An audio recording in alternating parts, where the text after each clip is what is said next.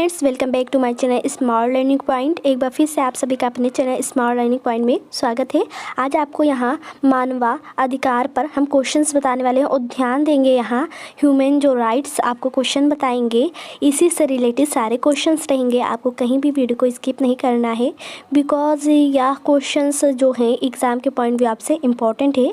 सबसे पहले यहाँ हम समझेंगे शार्क का अर्थ है। तो जो शार्क का अर्थ है वो क्या होता है, ध्यान देंगे। शार्क का अर्थ है, ऑप्शन आपका है क्षेत्रीय सहयोग के लिए दक्षिण एशियाई संघ, उपाय सहयोग के लिए दक्षिण एशियाई संघ, कि दक्षिणी क्षेत्रीय सहयोग के लिए एक संघ, कि इनमें से कोई नहीं। तो आपको बता दें यह south Asian Association for Regional cooperation का होता है। ओके, शार्क का जो अर्थ होता है वो a South Asian Association for Regional Cooperation. Okay, तो इस तरीके से आपका इसका आंसर हो जाएगा। नेक्स्ट क्वेश्चन देखेंगे कि आपका नेक्स्ट क्वेश्चन क्या है। कहीं भी वीडियो को स्किप ना करें। ओके, ध्यान देंगे नेक्स्ट क्वेश्चन की तरफ। यहाँ ध्यान दें, बच्चों के मानवाधिकार हैं। तो देखिए, सुरक्षा का अधिकार है उनका, भागीदारी का अधिकार है, जीवित रहने का अधिकार है। अगर देखा जाए तो उन बच्चों का जो मानवाधिकार है वो सारे इसमें से मिल रहा है। तो आपका क्या हो जाएगा, उपयुक्त सभी। तो बच्चों के जो मानवाधिकार होते हैं वो क्या होते हैं, सुरक्षा का भी उन्हें अधिकार होता है, भागीदारी का भी उन्हें अधिकार होता है और जीवित रहने का भी अधिकार होता है। नेक्स्ट यहाँ क्वेश्चन देखेंगे, ध्यान देंगे। मानवाधिकार आयोग विधेयक को लोक में पेश किया गया था सभा पर। ओके, तो यहाँ हो जाएगा 1992 में किया गया था। 2 ऑप्शन इज द राइट हो जाएगा। जो मानवाधिकार आयोग विधेयक को लोक में पेश किया गया सभा पर 1992 में। नेक्स्ट यहाँ मानवाधिकारों को वर्गीकृत किया गया है। तो मानवाधिकारों को जो है वर्गीकृत किया गया है। इसमें एकजुटता का अधिकार, नागरिक और राजनीतिक अधिकार, आर्थिक, सामाजिक और सांस्कृतिक अधिकार, उपयुक्त के सभी। तो आपका यहाँ हो जाएगा 4 ऑप्शन इज द राइट हो जाएगा। उपयुक्त ऊपर के सभी हो जाएंगे। ओके, नेक्स्ट यहाँ ध्यान देंगे, मानवाधिकार के समाज कल्याण सिद्धांत का अर्थ है। तो मानवा जो अधिकार है, अधिकारों के समाज कल्याण सिद्धांत का अर्थ है। तो यहाँ क्या अधिकार हो जाएगा, क्या इसका अर्थ हो जाएगा। तो सिद्धांत का जो अर्थ हो जाएगा यहाँ आपका है, अधिकार न्याय संगत और सकारात्मक सिद्धांतता पर है। अधिकार इतिहास के उत्पाद है और ऐतिहासिक विकास का परिणाम है। अधिकार समाज द्वारा बनाए जाते हैं और सामाजिक कल्याण को साकार करने के उद्देश्य से होते हैं। तो आपका इसमें 3rd ऑप्शन हो जाएगा राइट। अधिकार समाज द्वारा बनाए जाते हैं और इसके उद्देश्य सामाजिक कल्याण को साकार करना होता है।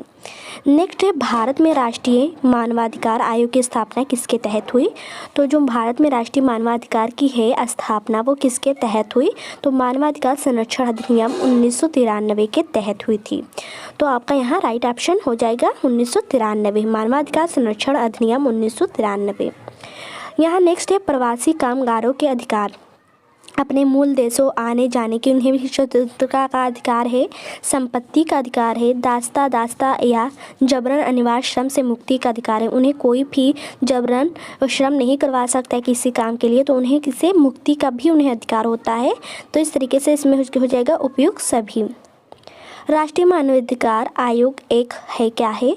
तो क्या है यहाँ आपका A and C option right हो जाएगा। सांविधिक निकाय है और संवैधानिक निकाय है। ओके, नेक्स्ट क्वेश्चन है, राष्ट्रीय मानवाधिकार आयोग के अध्यक्ष के रूप में किसे नियुक्त किया जा सकता है। तो किसे नियुक्त किया जाता है, यहाँ देखें, सर्वोच्च न्यायालय का कोई सेवा जो निवृत्त मुख्य न्यायाधीश होते हैं उसमें अपने सेवा में निवृत्त होते हैं उन्हें चुना जा सकता है। तो यहाँ आपका राइट ऑप्शन हो जाएगा सर्वोच्च न्यायालय का कोई सेवानिवृत्त मुख्य न्यायाधीश। नेक्स्ट है यहाँ, राष्ट्रीय मानवाधिकार आयोग के बारे में निम्नलिखित में से कौन कथन सही नहीं है। तो इसमें से कौन सा कथन सही नहीं हो जाएगा। इसकी स्थापना 1993 में हुई थी। मानवाधिकार उल्लंघन के मामलों में आयोग को दोषियों को सजा देने का कोई अधिकार नहीं। इस आयोग के अध्यक्ष और सदस्यों की नियुक्ति भारत के सर्वोच्च न्यायालय द्वारा की जाती है। आयोग अपनी वार्षिक रिपोर्ट केंद्र सरकार और राज्य सरकारों को भेजता है। तो इसमें से क्वेश्चन कह रहा है कि इसमें से कौन कथन सही नहीं है। आपका हो जाएगा, इस आयोग के अध्यक्ष और सदस्यों की जो नियुक्ति है भारत के सर्वोच्च न्यायालय द्वारा की जाती है। ओके, तो इस तरीके से इसका राइट ऑप्शन हो जाएगा। राष्ट्रीय मानवाधिकार आयोग के अध्यक्ष का कार्यकाल क्या है। तो आपको बता दें, जो इसका अधिकार होता है वो 5 वर्ष या 70 वर्ष की आयु तक, बट यहाँ 3 वर्ष कर लेना, अपडेट कर लेना, 3 वर्ष या 70 वर्ष की आयु तक होता है। ओके, जब तक वो क्या पूर्ण ना हो जाए। ओके। तो इस तरीके से इसका हो गया। राष्ट्रीय मानवाधिकार आयोग के अध्यक्ष की नियुक्ति के लिए गठित समिति में निम्नलिखित में से कौन शामिल नहीं है? तो कौन शामिल नहीं है आपके हो जाएंगे राष्ट्रपति। ओके, निम्नलिखित में से कौन राष्ट्रीय मानवाधिकार आयोग का कार्य नहीं है? तो इसमें से आपका हो जाएगा जैसे न्याय में निलंबित किसी भी मानवाधिकार उल्लंघन मामले से संबंधित कार्यवाही में हस्तक्षेप करना, बंदियों में मानवाधिकार की रक्षा, किसी भी मानवाधिकार उल्लंघन पीड़ित को आर्थिक मुआवजा का प्रदान करने के लिए, कि मानवाधिकारों के क्षेत्र में अनुसंधान को बढ़ावा देने के लिए। तो यहाँ क्या हो जाएगा, किसी भी मानवाधिकार उल्लंघन पीड़ित को आर्थिक मुआवजा प्रदान करने के लिए। निम्नलिखित में से किसे राष्ट्रीय मानवाधिकार आयोग के अध्यक्ष के रूप में कभी भी नियुक्त किया गया? कभी भी नियुक्त नहीं किया गया है। न्यायमूर्ति पृष्ठदास शिवम। ओके, राष्ट्रीय मानवाधिकार आयोग का जो मुख्यालय है कहाँ है? दिल्ली में है। नेक्स्ट आपका क्वेश्चन से राष्ट्रीय मानवाधिकार आयोग अधिनियम में कब परिवर्तन किए गए हैं? तो जो राष्ट्रीय मानवाधिकार आयोग के अधिनियम में है परिवर्तन वो 2006 में किए गए थे। नेक्स्ट है यूएनओ द्वारा स्थापित एजेंसियां हैं। क्या हैं एजेंसियां? तो ये आपके हो जाएंगे महिलाओं की स्थिति पर आयोग। नेक्स्ट है घरेलू हिंसा अधिनियम, महिलाओं के खिलाफ भेदभाव के उन्मूलन पर समिति, ए फर्स्ट एंड सेकेंड राइट है। पहली पीढ़ी के अधिकार अधिकतर हैं। तो क्या है? सामूहिक अधिकार है, सकारात्मक अधिकार है, नकारात्मक अधिकार है कि इनमें से कोई नहीं।